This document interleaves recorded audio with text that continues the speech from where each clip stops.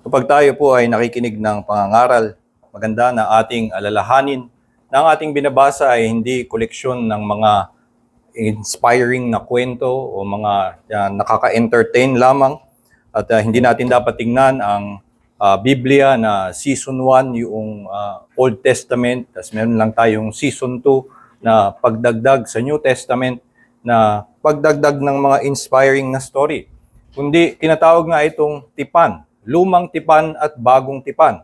At ang ginagawa nito, kaya ito itinilaga ng Diyos na binabasa at binabalikan palagi ang lumang tipan sa pagsamba noon pa lamang sa kanilang panahon sa bayan ng Israel, ay upang ipaalala sa kanila ang mga kabutihang ginawa ng Diyos para sa kanila.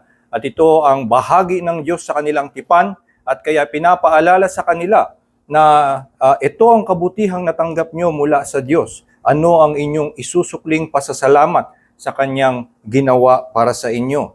At ngayon tayo ay sa ating pakikinig ng pangangaral mula sa bagong tipan. Ganon din natin tingnan ang ating mga napapakinggan.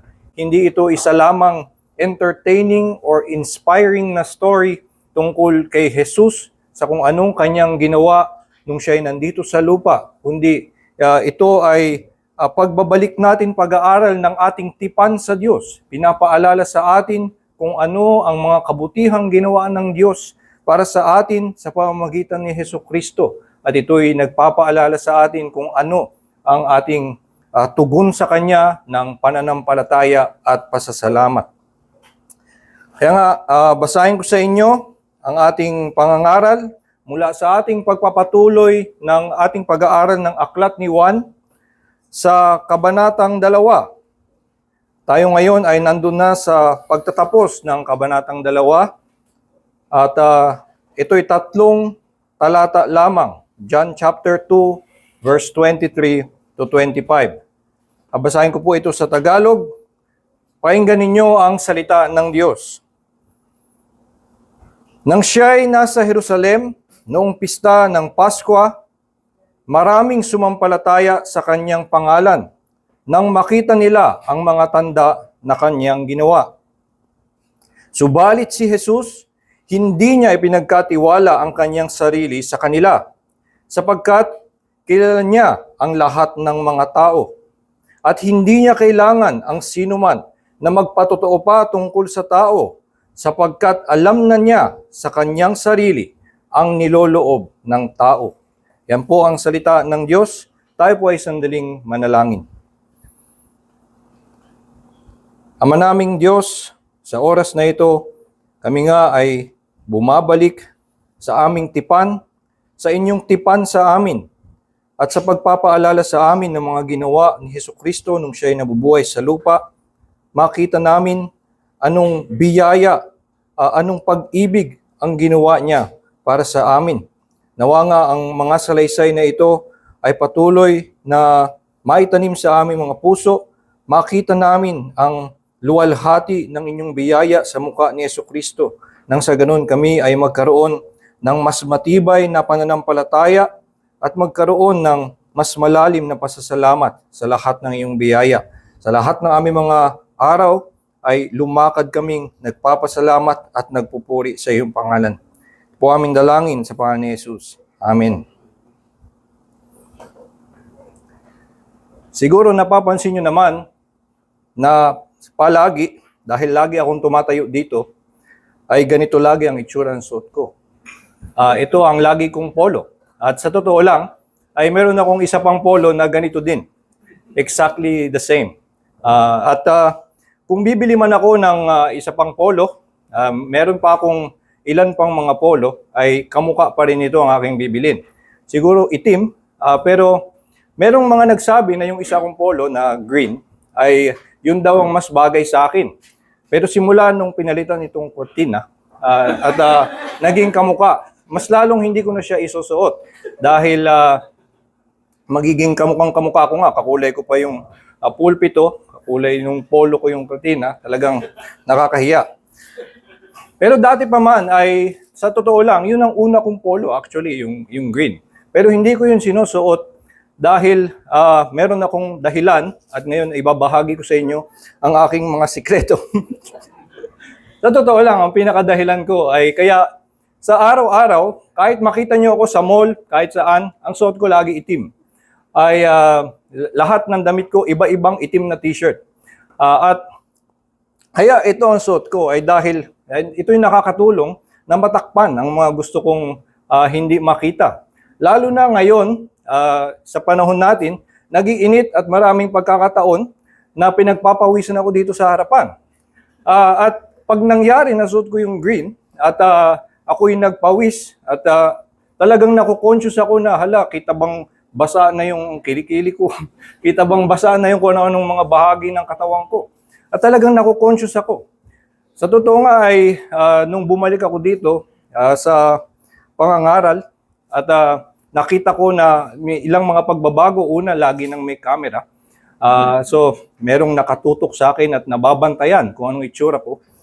Pangalawa ay tinaas yung pulpito. So, yung gusto ko sanang matakpan kung halimbawang kakakain ko lang at medyo luwa yung tiyan ko. Gusto ko sanang natatakpan yun. Dati nakatago yun sa likod ng pulpito.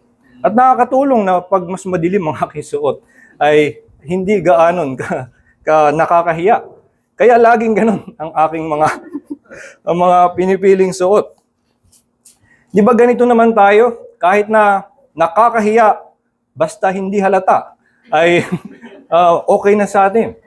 Kahit na mangyari na totoo nga na nagpapawis ka sa loob, kung hindi ito nakikita, okay lang sa atin. Nangyari actually yon na suot ko yung green na polo ko at alam kong nagpawis ako nun. Pag uwi ko, tinignan ko pa talaga yung video.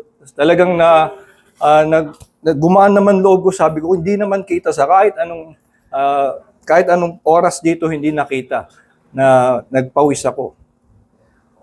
Hindi ako nanonood ng mga sarili kong preaching. Pero talagang yun yung binalikan ko para lamang tingnan kung nahalata ba na ako'y nagpawis. Ito nga kasi ang ating kinakapitan kahit na merong karumihan o nakakahiya sa atin, basta ito'y naitatago, basta ito'y hindi halata, ay kaya nating mamuhay ng mayroong ganun. Basta hindi ito nalalaman ng iba, ay kaya nating dalhin ang kahihiyan na iyon. Ang ating problema sa harap ni Jesus, sa harap ng ating Diyos, ay wala tayong maitatago. Lahat ng ating kahihiyan ay lantad sa kanyang paningin. Nakikita niya ang lahat ng niloloob natin. Nakikita niya ang lahat ng ating isipan. At ito nga ang isinasalaysay sa atin ngayon ni Juan dito sa mga maraming mananampalataya na lumapit sa kanya noong panahon ng pista ng Paskwa. Sabi, nagsisimula si Juan na sinabing nung siya'y nasa Jerusalem noong pista ng Paskwa, maraming sumampalataya sa kanyang pangalan. Makikita natin isa itong napakagandang balita na noong lumalakad si Jesus matapos na siya'y nilinis niya yung templo at siya'y kinalaban ng mga namumuno sa mga Hudyo, ay ito ang naging tugon pa rin. Pagdating ng pista ng Paskwa, marami ang sumampalataya sa kanyang pangalan.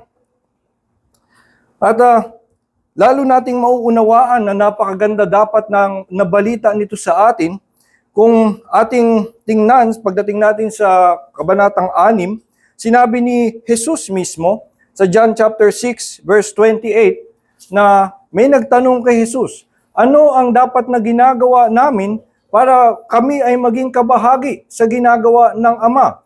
What should we be doing that we will be doing the works of the Father? At ang sinabi ni Jesus sa kanila, this is the work of the Father, that you believe in the one whom He has sent. Ito ang gawa ng Diyos. At kung ikaw ay sumampalataya, ay kabahagi ka na ngayon. Kasama ka na doon sa dakilang gawa ng Diyos. So ito ay isang napakagandang bagay na sinabi ni Juan, maraming sumampalataya sa kanyang pangalan. Pero pagdating natin doon sa sunod na talata, sinabi, subalit, kahit na napakagandang bagay na marami ang sumampalataya sa kanya, merong nangyari na hindi ganun kaganda. Sabi sa talatang 24, subalit si Jesus, hindi niya ipinagkatiwala ang kanyang sarili sa kanila. Dito ay gumagamit si Juan ng wordplay doon sa original na Grego na kanyang ginamit doon sa salitang ipinagkatiwala ay kamukha ito nung salita na ginamit niya tungkol doon sa marami na sila ay naniwala. At ito nga ay makikita natin doon sa dalawang salita na yon ng Tagalog. Dito sa Tagalog na mga salin, laging ang una ay maraming sumampalataya at si Jesus ay hindi ipinagkatiwala ang kanyang sarili.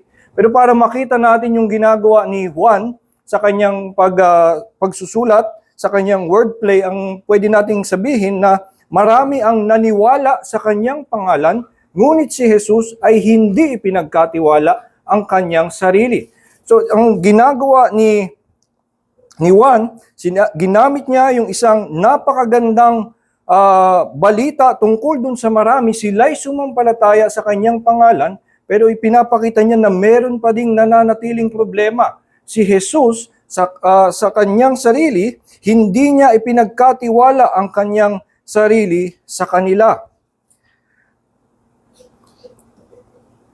Madami sa mga komentarista at maging sa mga ginagalang kong komentarista, halos lahat sila ay ang kanilang assumption ay ang ibig sabihin nito hindi sincero yung pananampalataya ng marami.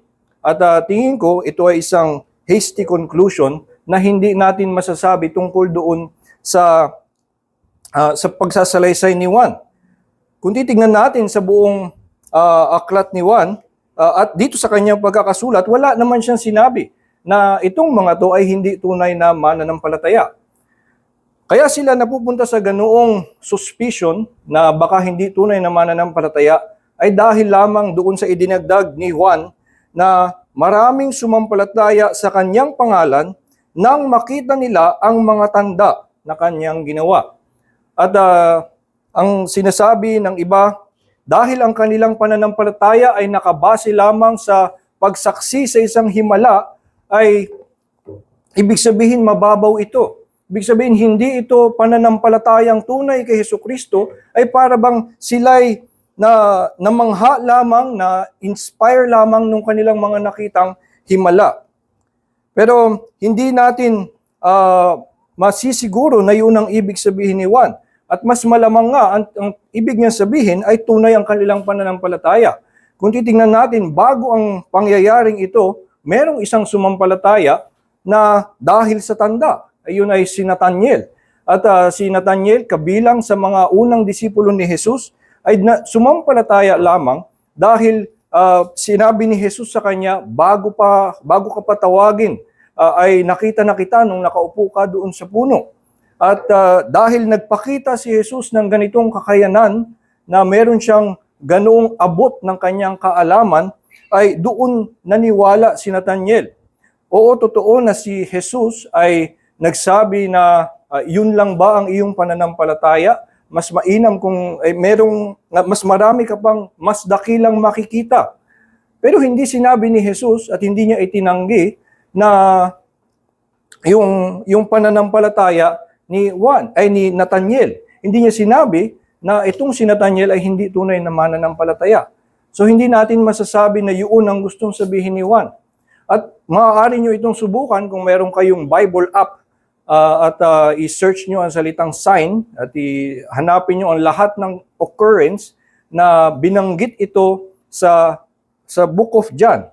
At ang makikita nyo, sa maraming beses na babanggitin ang salitang sign o tanda, ay sinasabi ni Juan, pinapagalitan ni Jesus ang mga Pariseo, bakit hindi pa sila nananampalataya? Ang dami ng tanda. So, yun ang pinakamadalas na pagpapakita ng tanda dito. Dapat paniwalaan ng tanda. At si Juan mismo, pagdating sa huli, sinabi niya, maraming ginawang tanda si Jesus, ibinahagi ko ito sa inyo para kayo'y sumampalataya. So, hindi natin dapat i-assume na dahil lamang binanggit ni Juan na sila'y sumampalataya dahil sa tanda, ay ito'y mababaw na pananampalataya at yun yung problema. Kaya hindi ipinagkatiwala ni Jesus ang kanyang sarili sa kanila. Ito ang isang madaling paraan para lamang sabihin natin kaya lang sila hindi pinagkatiwalaan ni Jesus, kasi hindi sila katulad ko na mas tama yung aking pananampalataya. At dahil yung kanilang pananampalataya ay hungkag, ay hindi sila ay pinagkatiwalaan ni Jesus. Buti na lang yung pananampalataya ko ay tunay at hindi nakabase sa tanda, kundi sa pangangaral ng salita ng Diyos. At kapag ganito ay napupunta tayo sa pagmamataas sa ating sarili, pagmamataas sa ating pananampalataya. At hindi nga yun ang naging problema dito. Lalo na, ang ginamit nga ni Juan na salita tungkol dun sa marami ay sumampalataya sila sa kanyang pangalan. They believed in His name. At muli, pwede niyong i-search yan sa inyong app kung meron kayo. Kung ilang beses ginamit ni John ang salitang believed in His name, ang lalabas lamang ay John chapter 1 verse 12. To all who did receive Him, who believed in His name, He gave the right to become children of God, who were born not of man, not of the will of flesh, but of God. Ito ang lingwahe ni Juan, kaya na ginamit niya dito sa mga tao. Ang mga tao ay sumampalataya sa kanyang pangalan dahil doon sa tanda. So hindi natin masasabi na ang problema ay dahil hindi sila sincero at hindi sila tunay ang kanilang pananampalataya. Pero sinabi sa atin actually ni Juan at hindi natin kailangang mag-speculate kung ano ang dahilan. Bakit hindi pinagkatiwala ni Jesus ang kanyang sarili sa kanila? Ang binigay na dahilan dito ay sabi, sapagkat kilala niya ang lahat ng mga tao. Ang binigay na dahilan ay hindi sapagkat alam niya na ang mga taong ito ay naniwala lamang dahil sa tanda. Ang binigay na dahilan na hindi nagtiwala si Jesus ay dahil lahat ng tao ay kilala ni Jesus. At sabi niya, hindi na kailangan ang sino man na magpatotoo pa tungkol sa tao sapagkat alam na niya sa kanyang sarili ang niloloob ng tao. Ang dahilan ni Jesus ng hindi pagbigay o pagtiwala ng kanyang sarili sa kanila ay dahil alam na niya ang niloloob ng tao. At ito'y hindi na paghuhusga sa kanilang pananampalataya, kundi sa niloloob ng tao. At dapat makita natin na ito'y totoo sa lahat ng tao. Kaya't ang masasabi natin, hindi lamang ito sa mga sumampalataya dahil lamang sa tanda, kundi sa lahat ng tao ay hindi maipagkatiwala ni Jesus ang kanyang sarili dahil sa nakikita niya sa niloloob ng tao. Kung ano man ang iyon, alam natin na ito'y mga karumihan. Karumihan na hindi kaaya-aya, kaya't si Jesus ay lalayo. Alam niya ang kanilang nasa isip, gano'n ang ibang salin. Alam niya ang kanilang mga tunay na damdamin. Alam niya ang kanilang mga tunay na puso. At maaari na meron nga sa kanilang mga hindi tunay na mananampalataya, pero ito'y patungkol din sa marami sa kanila na meron namang tunay na pananampalataya at masasabi nating hindi pa rin ipinagkatiwala ni Jesus ang kanyang sarili sa kanila sapagkat alam niya ang niloloob ng tao. At ito ang dapat nating maunawaan.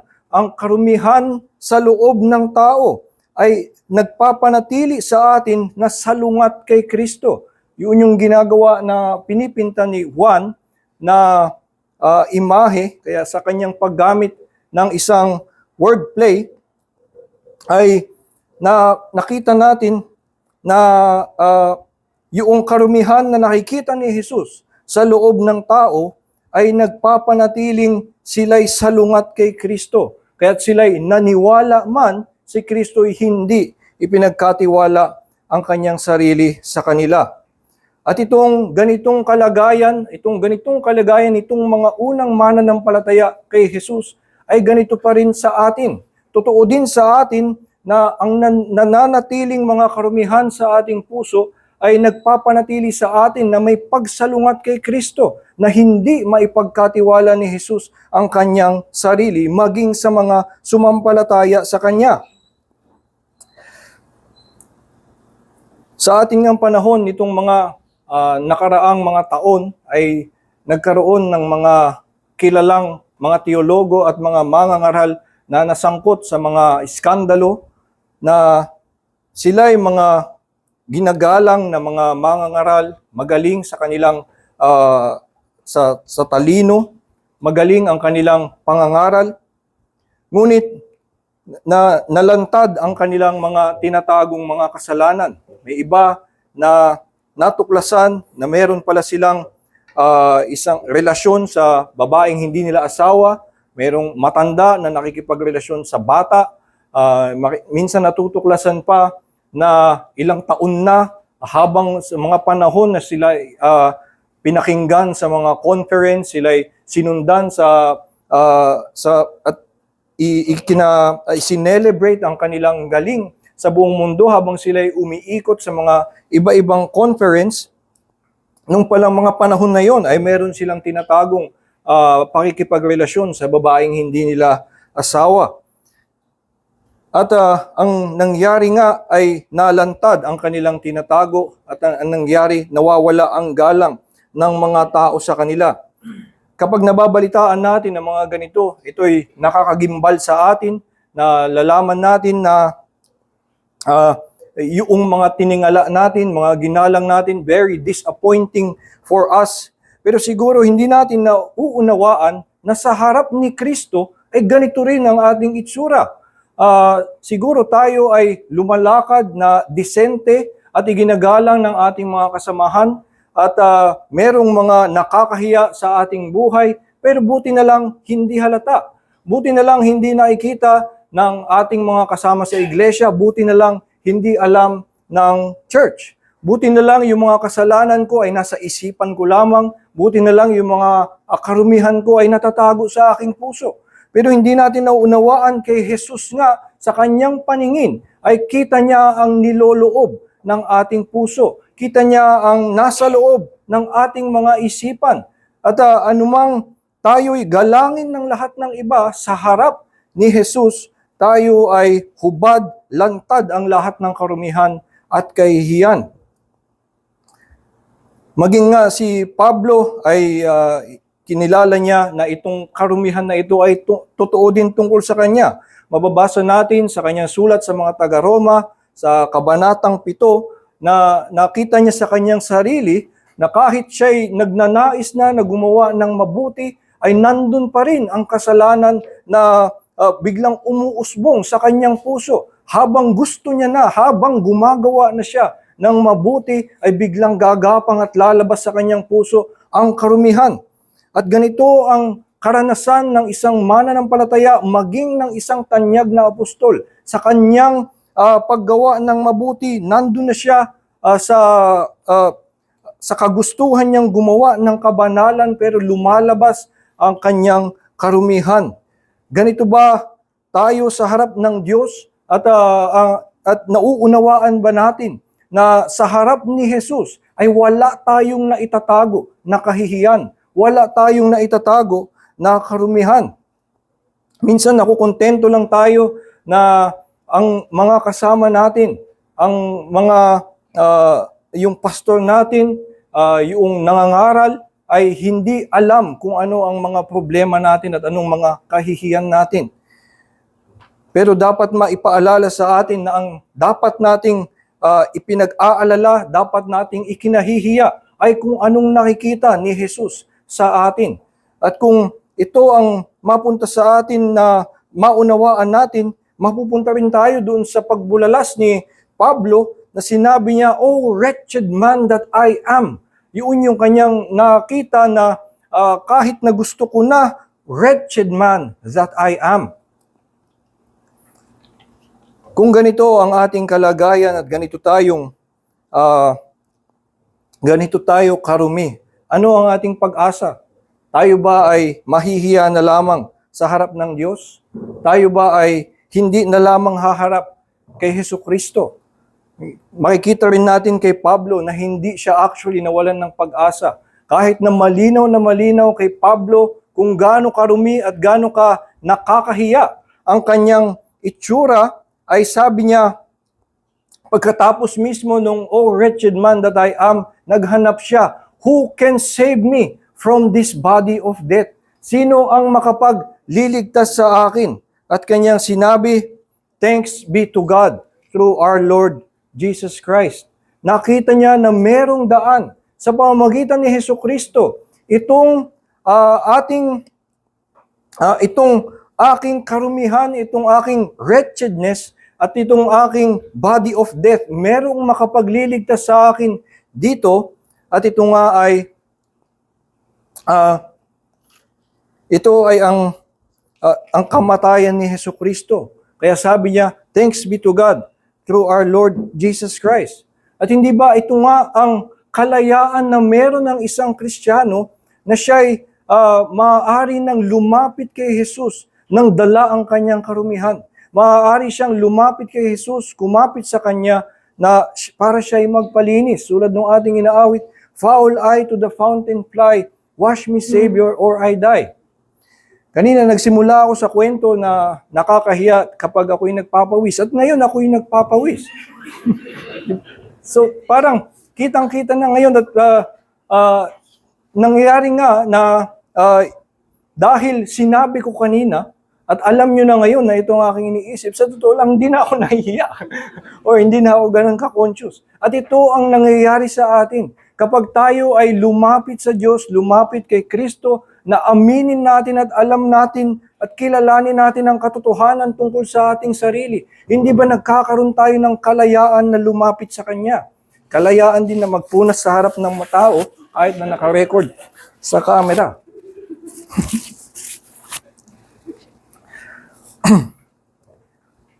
Ito ang biyaya na meron kay Hesukristo. At bagamat itong ating talata ay maikli at mukhang para bang walang ay binabahagi sa atin sa kanyang tono, ay mukhang walang message of grace doon.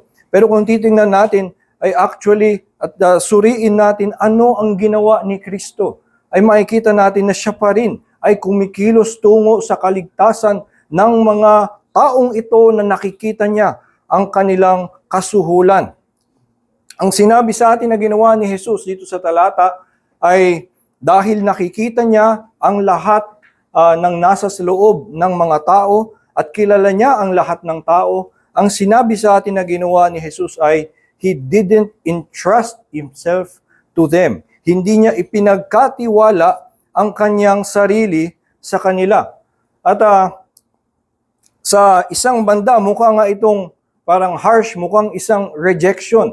Pero kung titingnan natin ngayon, ano kung ibig sabihin nito? Na hindi ipinagkatiwala ni Jesus ang kanyang sarili sa kanila. Ibig sabihin ba ay tinalikuran niya itong mga sumampalataya sa kanya at siya ngayon ay hindi na magkakaroon ng kahit anong compassion or pag-ibig para sa kanila.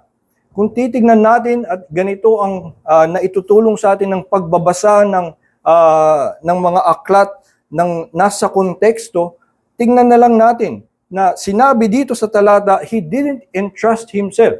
So anong ginawa niya sa lahat ng mga sumunod na pangyayari? Ang nangyari ba ay kinundina niya ang lahat ng mga naniwala dahil sa tanda? Ang nangyari ba ay tumigil na lamang siya ay alam ko na ang lahat ng nasa tao, kaya wala na lang akong gagawin? Hindi ba ang nangyari pagkatapos nitong sabihin ni Juan na alam niya ang nasa niloloob ng tao, si Jesus ay patuloy na lumakad tungo sa kanyang kamatayan sa krus? At ito ang masasabi natin na kung ano man ang ibig sabihin na hindi niya ipinagkatiwala ang kanyang sarili sa kanila, hindi nito ibig sabihin na tinalikuran niya ang mga makasalanan dahil sa kanilang kasalanan, kundi nagpatuloy siya sa kanyang pagliligtas sa kanila ng mga marumi. Isa sa mga masasaksihan natin na salaysay ay yung kanyang pakikipag-usap doon sa isang babae sa may balon. At doon nga makikita natin na si Jesus alam niya ang nasa loob ng tao. Alam niya kung ano talaga ang buhay ng babaeng kausap niya, bagamat hindi ito sinasabi sa kanya ng babae, at bagamat masabi natin na sa kanyang pakikipag-usap, siguro yung babae, gusto sana niya na hindi ibunyag kung ano ang mga karumihan sa kanyang buhay.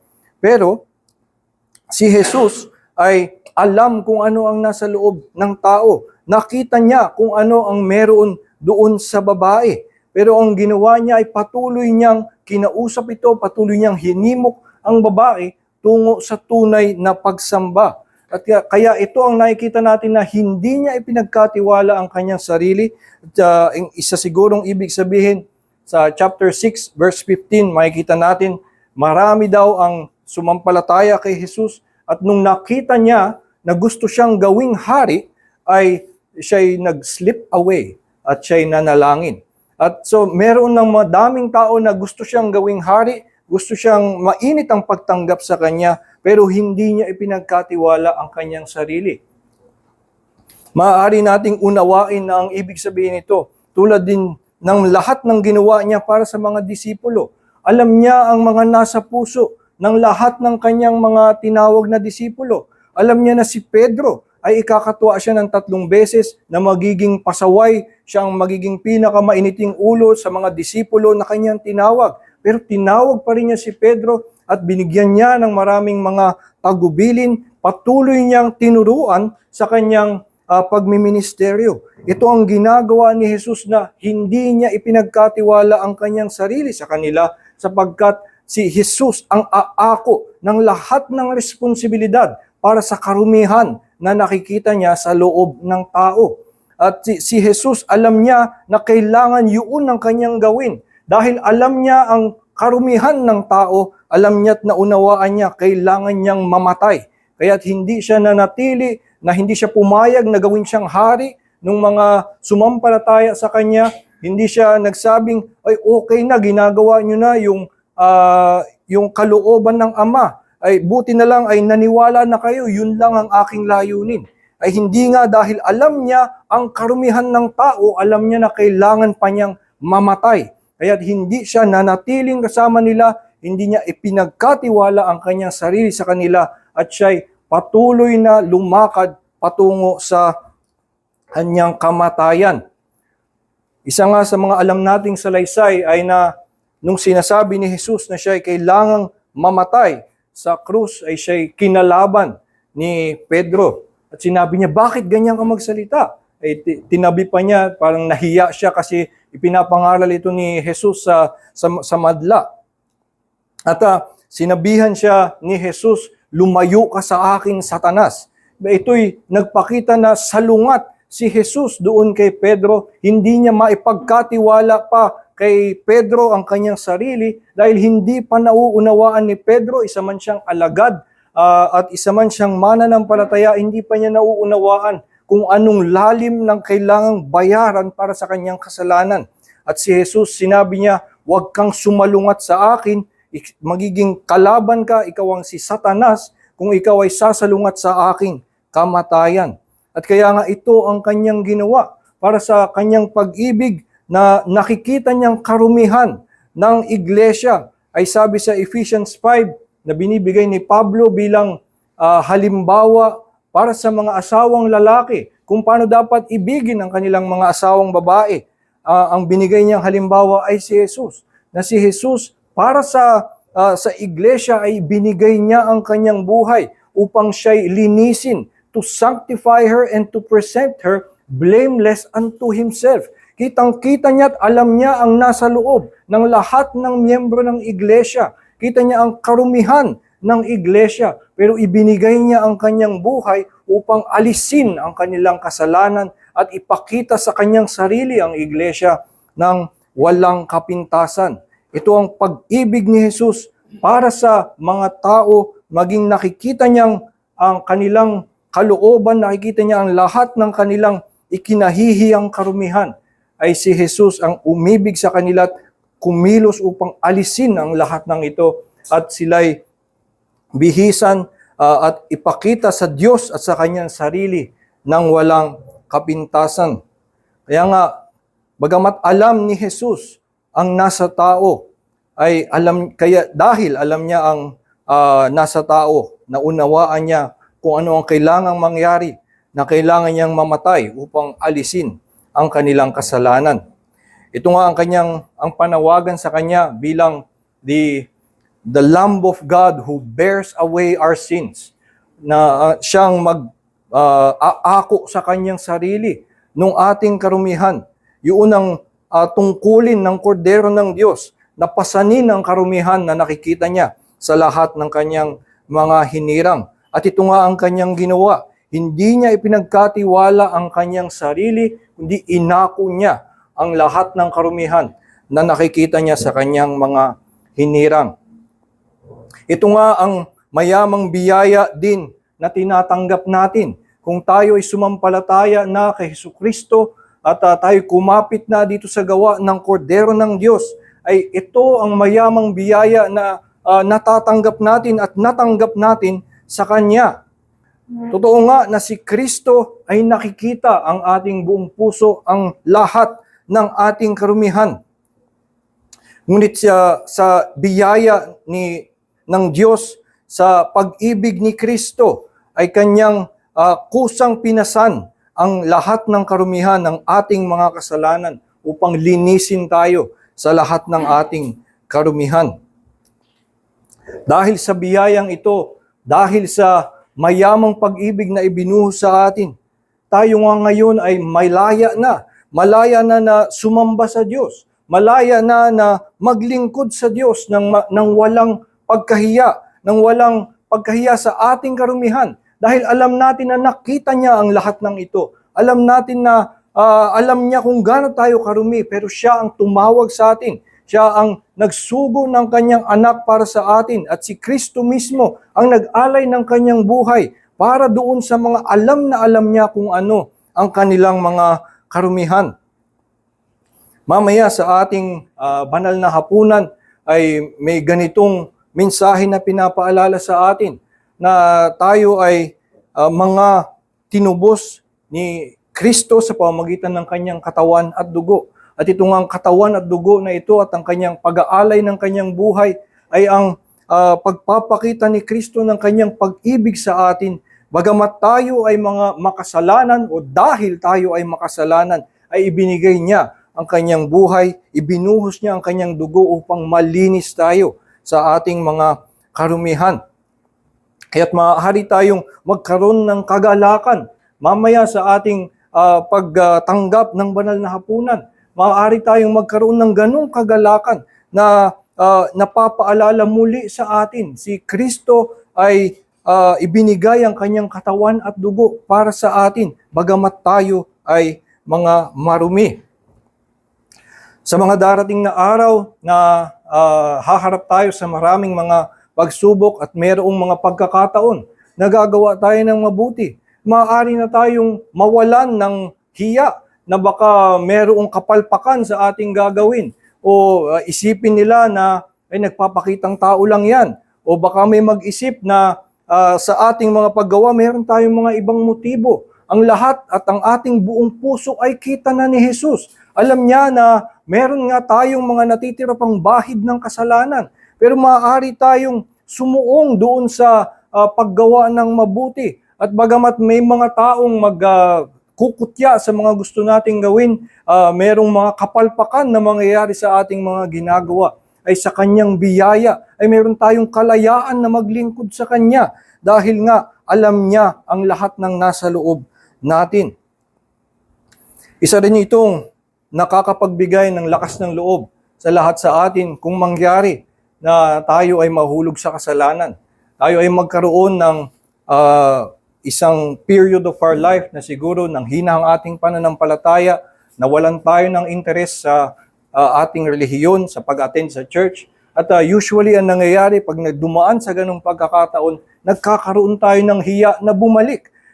Gusto na nga sana nating bumalik, gusto na nating magpakita ulit, pero naiisip natin na ay baka maungkat naman mga pinagdaanan ko, baka naman yung mahusgahan ako lalang dahil babalik na nga sana ako, kaya lang bubungkatin na naman ang lahat ng aking mga karumihan.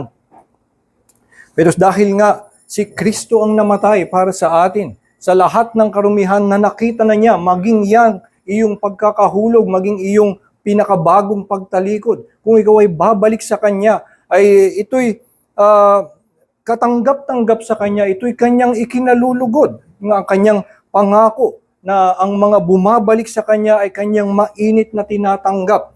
Kahit na sila'y galing sa karumihan, sila'y pumunta sa putik at sila'y naging talagang masahol kung sila'y babalik sa Kanya, ay siya pang mauunang lumapit sa atin upang tayo muli ay tanggapin.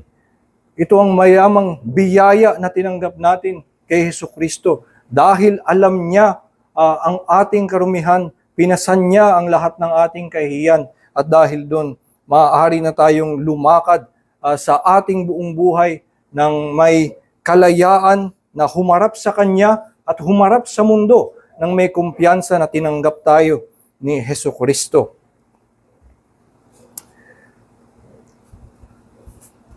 Merong pagkakataon na nai-imagine ko kung mangyari na talagang nagpawis-pawis ako dahil talagang mainit at basa. Nakita na talaga lahat ang aking kaluluwa. May pagkakataon na hindi ako mahihiya. At yun ay halimbawang nangyari, ay nasira yung aircon natin. At lahat tayo pawis. At lahat tayo basa. Wala na akong pakialam kung kahit ako pa yung nakatayo sa harap at ako yung naka-recorded, dahil lahat tayo, sama-sama tayo, na nandun sa ganung kalagayan, ito yung normal state natin, ay hindi tayo maghuhusgahan. Dahil alam natin na ay ganun din naman ako, alam natin kung bakit ganoon ang kanyang pinagdadaanan. At hindi natin pampalubag loob lamang na kasama natin ang mga tao at kasama natin ang mga kapatid natin sa ating kahihiyan. Ang mas malalim pang pampalubag loob sa atin, ang mas malalim pang biyaya sa atin, si Kristo ang pumasan ng mas masahol pang kahihiyan na meron tayo. Hindi ba si Jesus ay hindi lamang isang maruming damit ang sinuot niya, kundi sinuot niya ang kasalanan ng lahat ng kanyang mga hinirang at hindi niya ihinarap hindi lamang sa live na YouTube, kundi humarap siya sa Diyos, humarap siya sa mundo at siya hinusgahan, hinamak ng lahat sa kanyang karumihan. Siya ngayon ay nailantad sa mundo at sa Diyos na siya ang pinakamarumi. Pasan niya ang kahihiyan ng lahat. Kaya tayo nga ay makalalapit sa Kanya at hindi tayo mahihiya sa Kanya dahil alam niya ang niloloob natin. Pinasan niya ito at ito'y binayaran niya. Kaya tayo ngayon ay mayroong kumpiyansa sa Kanyang pag-ibig sa atin. Nawa nga ang pag-ibig na ito ay lalo pang maunawaan natin upang sa lahat ng mga araw ng ating buhay, lagi tayong may magalak na pasasalamat sa Kanyang biyaya. Tayo po'y manalangin.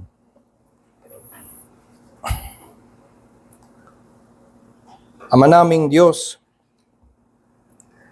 nagpapasalamat kami sa iyong salita. Kami nga, O Diyos, ay may mga itinatagong mga kahihiyan. Merong alam namin na mga karumihan sa aming puso. At minsan kami nakukontento na hindi ito alam ng aming mga kasama. Hindi ito alam ng aming iglesia, hindi ito alam ng aming mga kapatid. At nakakalimutan namin na naitatago man namin ito sa tao, ito'y lantad sa iyong harapan. At isang kabalintunaan na mas nahihiya pa kami sa tao kaysa na humarap sa iyo, na lantad sa iyo ang aming buong karumihan.